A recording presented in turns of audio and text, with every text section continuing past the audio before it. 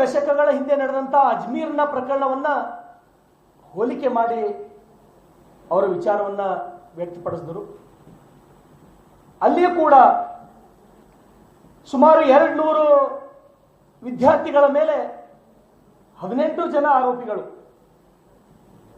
ಈ ದೇಶದ ಇತಿಹಾಸದಲ್ಲಿ ಅದೊಂದು ಬಹುದೊಡ್ಡ ಕೆಟ್ಟ ಘಟನೆ. ಅಲ್ಲಿ 200 ಜನ 18 ಜನ ಆರೋಪಿಗಳು. ಇಲ್ಲಿ ಸುಮಾರು 30ರಿಂದ 40 ಅಮಾಯಕ ವಿದ್ಯಾರ್ಥಿಗಳು, ಇಲ್ಲ ಒಬ್ಬ ರೈಸೆ. ನನಗೆ ತಿಳಿದ ಹಾಗೆ ಒಬ್ಬ ವ್ಯಕ್ತಿಯಿಂದ 30ರಿಂದ 40 ಅಮಾಯಕ ವಿದ್ಯಾರ್ಥಿಗಳ ಮೇಲೆ ಇಂಥ ಪ್ರಕರಣ. ಇದು ಅಜ್ಮೀರ್ಗಿಂತ ಏನು ಕಡಿಮೆ ಏನಲ್ಲ. ನಾನು ಮಾಧ್ಯಮದ ಮುಖಾಂತರ ಸರ್ಕಾರಕ್ಕೆ ವಿನಂತಿಯನ್ನ ಮಾಡ್ತೇನೆ, ಆಗ್ರಹವನ್ನ ಮಾಡ್ತೇನೆ. ರೈಸೇಕ್ ಅಂತಕ್ಕಂಥ ಶಿಕ್ಷಕನ ಮುಖವಾಡವನ್ನು ಹಾಕಿಕೊಂಡಂತ ವಿಕೃತಗಾಮಿ ಅವನು ಯಾರು? 40 ವಿದ್ಯಾರ್ಥಿಗಳ ಮೇಲೆ ಇಂಥ ದುಷ್ಕೃತ್ಯ ಮಾಡಲಿಕ್ಕೆ ಪ್ರಯತ್ನ ಮಾಡಿದಂತ ದುಷ್ಟ ವ್ಯಕ್ತಿ ಬರೀ 8 ದಿವಸದಲ್ಲಿ ಈ ಸಾಹಸ ಮಾಡಲಿಕ್ಕೆ ಸಾಧ್ಯ ಇಲ್ಲ. ಅವನು ಹ್ಯಾಬಿಚುವಲ್. ಅವನು ಯಾವ ರೀತಿ ನಾವು ವಿಕೃತಗಾಮಿ ಉಮೇಶ್ ರೆಡ್ಡಿ ಅಂತ ಕೇಳಿದ್ದೀವಿ, ಸುಮಾರು ವರ್ಷಗಳಿಂದ 16 ವರ್ಷಗಳಿಂದ ಈ ಕೃತ್ಯ ಮಾಡ್ಕೋತ ಬಂದಿರ್ತಾನೆ ಅವನು. ಹಾಗಾಗಿ ಈ ತಪ್ಪು ಯಾರ್ದು, ಯಾರು ಹೊಣೆ? ಇಂಥ ದುರ್ಘಟನೆ ನಡೆದರೂ ಕೂಡ ಸಂಬಂಧಪಟ್ಟಂತ ಆಡಳಿತ ಮಂಡಳಿ ಏನ್ ಮಾಡ್ಲತ್ತಿತ್ತು? ಆಡಳಿತ ಮಂಡಳಿ ಏನು ಕಣ್ಣು ಮುಚ್ಚಿಕೊಂಡು ಕೂತಿತ್ತೇನು? ಆ ಆಡಳಿತ ಮಂಡಳಿಯಲ್ಲಿ ಯಾರಾದರೂ ಒಬ್ಬರು ಅಥವಾ ಇಬ್ಬರು 100ಕ್ಕೆ 100 ಗದ್ದಾರನ ಮತ್ತು ಅವರಿಗೆ ಬೆಂಬಲದ. ನಾನು ಎಲ್ಲ ಆಡಳಿತ ಮಂಡಳಿ ಮೇಲೆ ಆರೋಪ ಮಾಡಲ್ಲ. ಅಲ್ಲಿರ್ತಕ್ಕಂಥ ಆಡಳಿತ ಮಂಡಳಿ 95% ಜನ ಒಳ್ಳೆಯವರೇ, ಬುದ್ಧಿಜೀವಿಗಳೇ. ಆದ್ರೂ ಒಬ್ಬರು ಅಥವಾ ಇಬ್ಬರು ಆಡಳಿತ ಮಂಡಳಿಯ ನಿರ್ದೇಶಕರು ಗದ್ದಾರರ, ಅವನು ಬೆಂಬಲಕರ. ಹಾಗಾಗಿ ಇದಕ್ಕಾಗಿ ಒಂದು ವಿಶೇಷ ತಂಡ ರಚನೆ ಆಗಬೇಕು. ತಂಡ ರಚನೆ ಆಗೋದ್ರ ಜೊತೆಗೆ ಅವನು ಮೂಲ ಭಾಲ್ಕಿಯವ ಅಂತ ನಾವು ಕೇಳಿವಿ.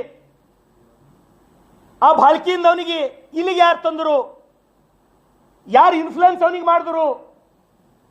ಅಥವಾ ಹಿಂದೂ ಸಮಾಜದ ಅನೇಕ ವಿದ್ಯಾರ್ಥಿಗಳಿಗೆ ಬಲಿ ಕೊಡ್ಬೇಕಂತ ಹೇಳಿ ಏನಾದರೂ ಅವ್ರ ಉದ್ದೇಶ ಇತ್ತೇನು ಅಂತಕ್ಕಂಥದ್ದು ಗಂಭೀರವಾಗಿ ತನಿಖೆ ಆಗಬೇಕು, ಚರ್ಚೆ ಆಗಬೇಕು. ಈಗಾಗಲೇ protection of children's from sexual offence act 2012 ಅಡಿಯಲ್ಲಿ ಅವನಿಗೇನು ಕಾನೂನಿನ ಅಡಿಯಲ್ಲಿ ಕಠಿಣ ಶಿಕ್ಷೆ ಆಗಬೇಕು, ಜೀವಾವಧಿ ಶಿಕ್ಷೆ ಆಗಬೇಕು, ಗಲ್ಲು ಶಿಕ್ಷೆ ಆಗ್ಬೇಕಂತ ಹೇಳಿ ಬಸವ ಕಲ್ಯಾಣದ ಒಬ್ಬ ಶಾಸಕನಾಗಿ ನಾನು ಆಗ್ರಹ ಮಾಡ್ತೇನೆ. ಇವತ್ತು ನಾವೆಲ್ಲರೂ ಗುರುವಿನ ಗುಲಾಮನಾಗುವ ತನಕ ದೊರೆದಂಡ ಮುಕ್ತಿ ಅಂತ ಹೇಳಿ ನಂಬಿ ನಾವು ನಮ್ಮ ಮಕ್ಕಳಿಗೆ ನಾವು ಶಾಲೆಗೆ ಕಳಿಸ್ತೀವಿ. ಇದು ನೋಡಿದ್ರೆ ಏನಪ್ಪ ಇದು, ಒಬ್ಬ ಶಿಕ್ಷಕ ಈ ರೀತಿ ಮಾಡಬಹುದಾ? ಒಬ್ಬ ಯಾರೋ ಹಿರಿಯರ ಜೊತೆ ಅಧ್ಯಕ್ಷರು ತೋರಿಸಿದ್ರು, ಮೊಬೈಲ್ ಒಳಗೆ ಸಂಭಾಷಣೆ ಮಾಡ್ತಾನೆ ಅವನು. ಹೌದು, ನಾ 3-4 ಜನ ಜೊತೆ ಮಾಡೀನಿ, ನಾನು ತಪ್ಪು ಮಾಡೀನಿ, ಅಲ್ಲಿ ಲಾಜಿಗೆ ಒಯ್ದೀನಿ ಅಂದ್ರೂ ಕೂಡ ಇದು ಸುದ್ದಿ ಆಗಲ್ಲ. ಜಾಸ್ತಿ ಏನಾರೇ ಮಾತಾಡ್ಲಿಕ್ಕೆ ಹೋದೆ ಅಂದ್ರೆ ನಮ್ಮ ಮೇಲೆ FIR ಹಾಕ್ತಾರೆ ಬೀದರ್ ಜಿಲ್ಲೆಯೊಳಗೆ. ಬಕ್ರೀದ್ ಸಮಯದೊಳಗ 40 ಆಕಳುಗಳು ಹೋಗಿ ಖಟ್ಗರ್ಗಲ್ಲ ನಾನು ಹೊರಗೆ ತಂದ್ರ ನನ್ನ ಎದುರು ಸೋತಂತ ವ್ಯಕ್ತಿ ನನ್ನ ಮೇಲೆ FIR ಮಾಡಿಸ್ದ. ಅಂತ ವಾತಾವರಣ ಈ ಜಿಲ್ಲೆಯೊಳಗ. ಸಾಮಾನ್ಯ ಜನ ಬದುಕಬಾರ್ದ ಈ ಜಿಲ್ಲೆಯೊಳಗ? ನಮ್ಮ ಮಕ್ಕಳು ಶಾಲೆಗೆ ಹೋಗ್ಬಾರ್ದ? ಹಂಗಾದ್ರ ನಮ್ಮ ಹೆಣ್ಮಕ್ಳಿಗೆ ನಾವು ಶಾಲೆಗೆ ಕಳಿಸಬಾರ್ದ ಇಂಥ ವಾತಾವರಣದೊಳಗ? ಹಾಗಾಗಿ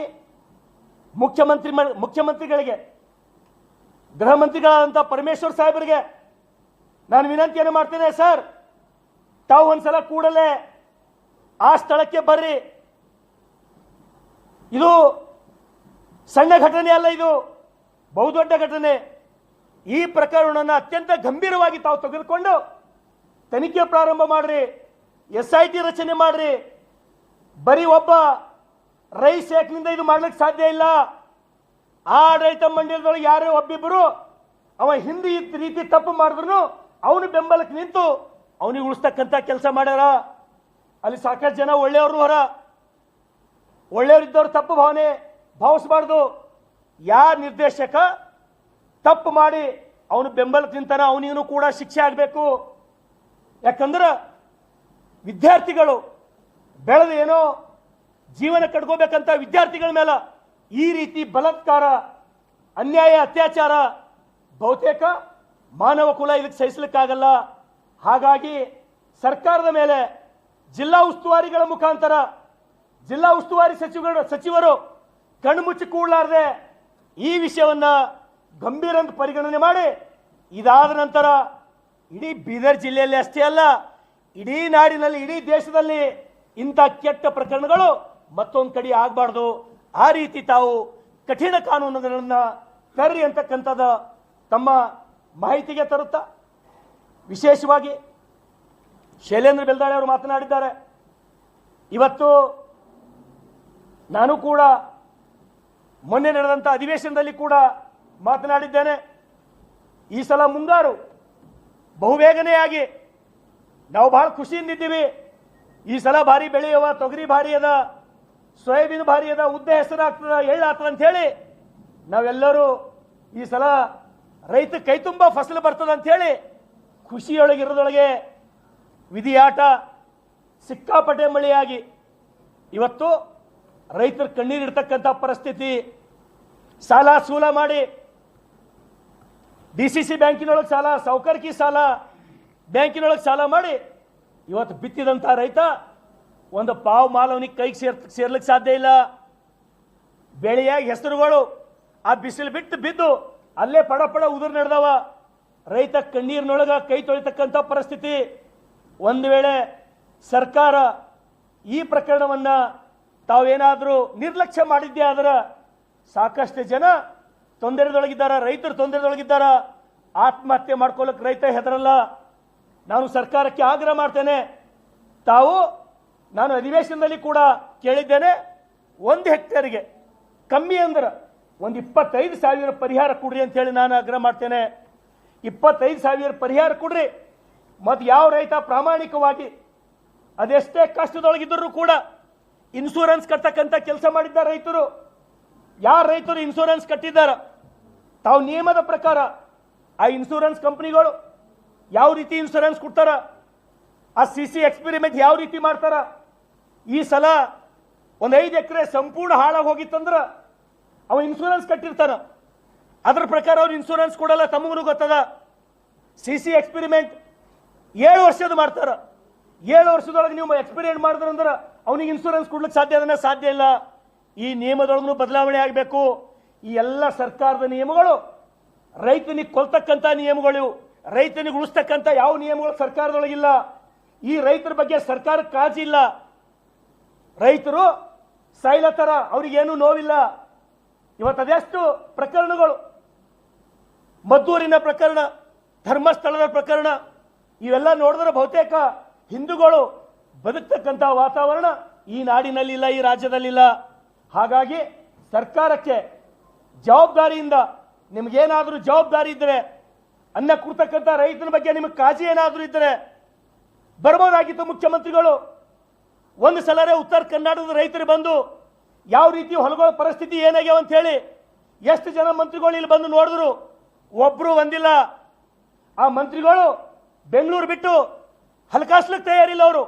ಅವರು ಬರೇ ಬೆಂಗಳೂರಿನ ಮಂತ್ರಿಗಳು, ಮುಖ್ಯಮಂತ್ರಿಗಳು ಬರೇ ಬೆಂಗಳೂರಿನ ಮುಖ್ಯಮಂತ್ರಿ. ಅವರು ಉತ್ತರ ಕರ್ನಾಟಕದ, ಕಲ್ಯಾಣ ಕರ್ನಾಟಕದ ಇಲ್ಲಿ ಜನ ರೈತರು ತೊಂದರೆದೊಳಗೆ ಹರ, ಸಾವಿರಾರು ಜನ, ಲಕ್ಷಾಂತರ ಜನ ಇಲ್ಲಿ ಬದುಕಲಿಕ್ಕೆ ಆಗಲಾರ ಪರಿಸ್ಥಿತಿ ಇದ್ದ ಕಾರಣಕ್ಕೆ ಗುಳೆ ಹೋಗ್ತಕ್ಕಂಥವ್ರು ಅವ್ರಿಗೆ ಗೊತ್ತೇ ಇಲ್ಲ, ಅವ್ರು ನೋಡೇ ಇಲ್ಲ.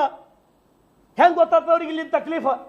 ಹಾಗಾಗಿ ಮುಖ್ಯಮಂತ್ರಿಗಳು ಈಗಾಗಲೂ ನಾನು ಏನು ಕಾಲು ಕೆಟ್ಟಿಲ್ಲ, ತಾವು ಬರ್ರಿ, 4-6 ಜಿಲ್ಲೆಗಳು ಓಡಾಡ್ರಿ, ರೈತರ ಪರಿಸ್ಥಿತಿ ನೋಡ್ರಿ. ಪ್ರಾಮಾಣಿಕವಾಗಿ ಏನು ಹೆಕ್ಟೇರ್ಗೆ ನಮ್ಮದು ಡಿಮ್ಯಾಂಡ್ ಇದೆ, ನೀವು 25,000 ಕೊಟ್ಟರು ಅದೇನು ಶಾಶ್ವತ ಪರಿಹಾರ ಅಲ್ಲ. ರೈತರು ಏನೋ ಒಂದು ತಾತ್ಕಾಲಿಕ ರಿಲೀಫ್, ಬದುಕಬಹುದಪ್ಪ, ನಾನು ಮುಂದಿನ ವರ್ಷ ಮತ್ತೆ ಬೆಳಿತೀನಿ ಅಂತಕ್ಕಂಥ ಭರವಸೆ ರೈತರಿಗೆ ಕೊಡ್ತಕ್ಕಂಥ ಕೆಲಸ ಮಾಡಲಿ ಅಂತ ಹೇಳಿ ನನ್ನ ಎರಡು ಮಾತುಗಳನ್ನು ಮುಗಿಸ್ತೇನೆ. ಧನ್ಯವಾದಗಳು.